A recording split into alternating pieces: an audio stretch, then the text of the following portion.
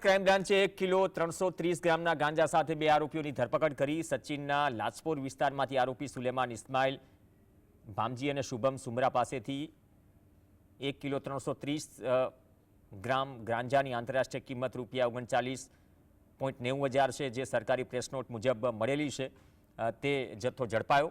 પોલીસે આરોપીઓ પાસેથી ગાંજો, કાર, રોકડા રૂપિયા, 3 મોબાઈલ ફોન સહિત કુલ 43 લાખથી વધુનો મુદ્દામાલ જપ્ત કર્યો. આરોપીઓ પ્રતિબંધિત ગાંજો ક્યાંથી લાવ્યા તે એક સવાલ છે. કોને આપવાના હતા, કેટલી વખત ગાંજો લાવ્યા, આ સમગ્ર મુદ્દે તપાસ શરૂ કરાઈ છે.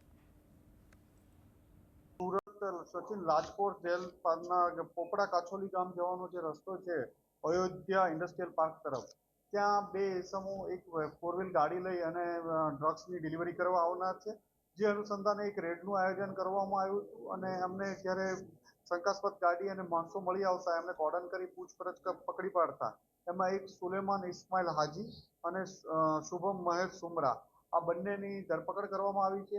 આમની પાસેથી ખૂબ સારી ક્વોલિટીનો હાઇબ્રિડ ગાંજો, અંદાજે 1300 ગ્રામ, 1 કિલો 300 ગ્રામ જેટલો હાઇબ્રિડ ગાંજો કબજે લેવામાં આવ્યો છે.